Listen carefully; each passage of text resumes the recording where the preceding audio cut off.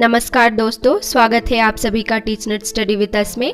आज की इस वीडियो में मैं दो प्रमुख उपन्यासों पर बात करूंगी।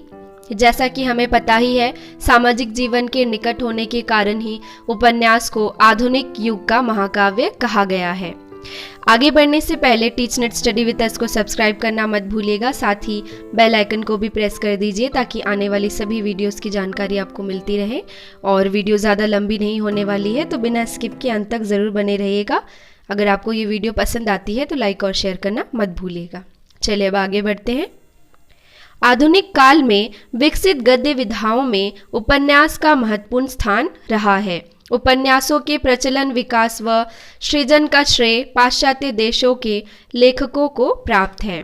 हिंदी में उपन्यास लेखन की परंपरा का आरंभ अंग्रेजी व बंगला उपन्यासों से माना जाता है। हिंदी से पहले बंगला में उपन्यास लिखे जाते थे। बंगला के अनेक उपन्यासकार रहे हैं जिन्होंने हिंदी उपन्यास साहित्य पर गहरा प्रभाव डाला है। इनमें बंकिम चंद्र चटर्जी, शरत चंद्र चट्टोपाध्याय, रविंद्रनाथ टैगोर आदि प्रमुख हैं। हिंदी उपन्यास का आविर्भाव 19वीं शती के अंतिम चरण में हुआ था।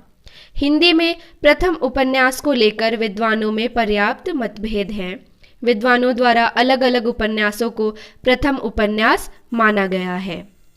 श्री शिव नारायण श्रीवास्तव ने इंशा अल्लाह खान कृत रानी केतकी की कहानी 1803 ईस्वी को हिंदी का प्रथम उपन्यास माना है। डॉक्टर गोपाल राय ने पंडित गौरीदत्त द्वारा देवरानी जेठानी की कहानी 1870 ईस्वी को हिंदी का प्रथम उपन्यास माना है।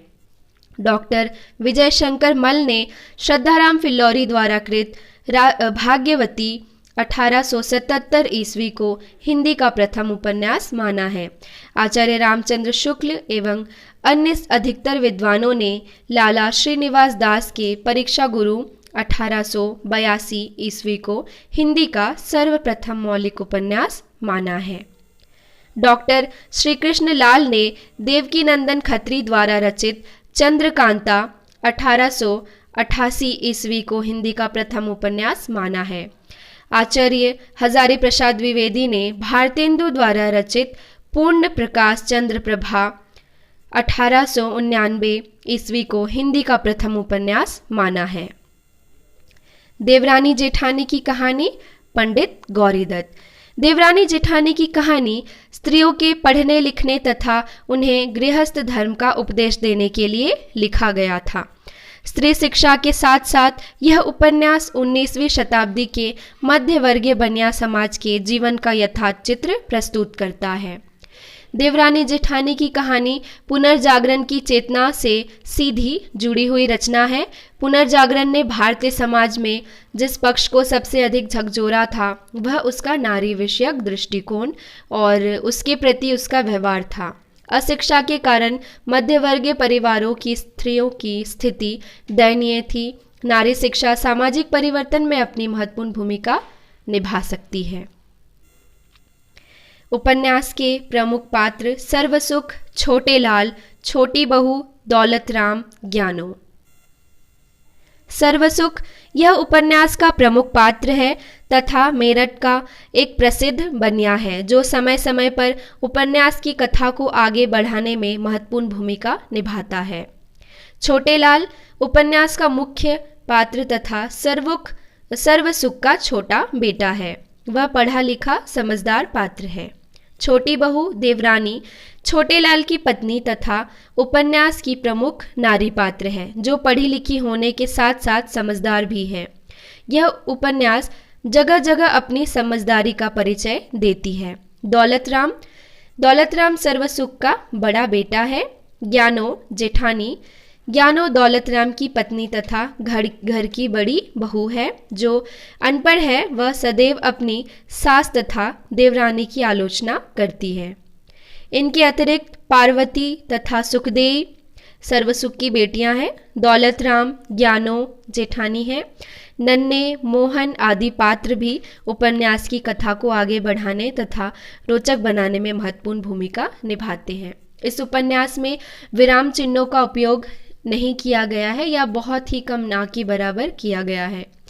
कथानक का केंद्र विषय एक बनिया परिवार है। इस उपन्यास का उद्देश्य सुधारवादी व नवजागरण है। उपन्यास में सर्वसुख नाम का एक बनिया है जिसके 2 पुत्र दौलत और छोटे लाल तथा 2 पुत्रियां पार्वती और सुखदेई हैं। सर्वसुख के बेटे दौलत की पत्नी बड़ी बहू ज्ञानो है तथा छोटे बेटे छोटे लाल की पत्नी छोटी बहू के नाम से जानी जाती है।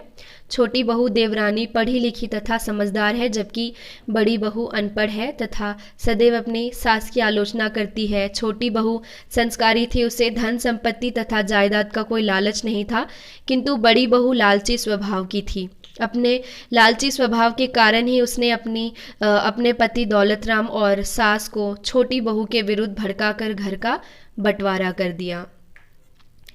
जेठानी बड़ी ही ईर्ष्यालु तथा लड़ाकू औरत है तथा उसकी स्वार्थपरकता और उत्पादों के कारण पिता और माता की मृत्यु के बाद दोनों भाइयों का बंटवारा भी हो जाता है। बंटवारे के बाद भी जेठानी जो है चौखट और किवाड़ उखाड़ कर ले जाती है। परीक्षा गुरु लाला श्रीनिवास दास। परीक्षा गुरु लाला श्रीनिवास दास हिंदी, उर्दू, संस्कृत, फारसी और अंग्रेजी आदि भाषाओं पर समान अधिकार रखने वाला लाला श्रीनिवास दास को हिंदी में आधुनिक ढंग का उपन्यास लिखने का गौरव प्राप्त है। लाला श्रीनिवास दास भारतेंदु युग के चर्चित लेखकों में से एक हैं। उन्हें उपन्यास के अतिरिक्त नाटक के क्षेत्र में भी भरपूर ख्याति मिली। उनकी भाषा शैली पर अंग्रेजी तथा उर्दू फारसी का पर्याप्त प्रभाव दृष्टिगोचर होता है। लाला श्रीनिवास दास ने अपने उपन्यास में मदन मोहन नामक एक रईस के पतन और फिर उसके सुधार की चर्चा की है।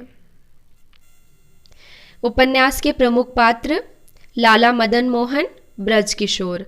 लाला मदन मोहन यह दिल्ली का ऐसा कारोबारी व साहूकार है जो मध्यवर्गीय मनोवृत्ति से ग्रसित है। समस्त कथा लाला मदन मोहन पर केंद्रित है। ब्रज किशोर यह मदन मोहन का सच्चा मित्र, बुद्धिमान एवं शिक्षित वकील है।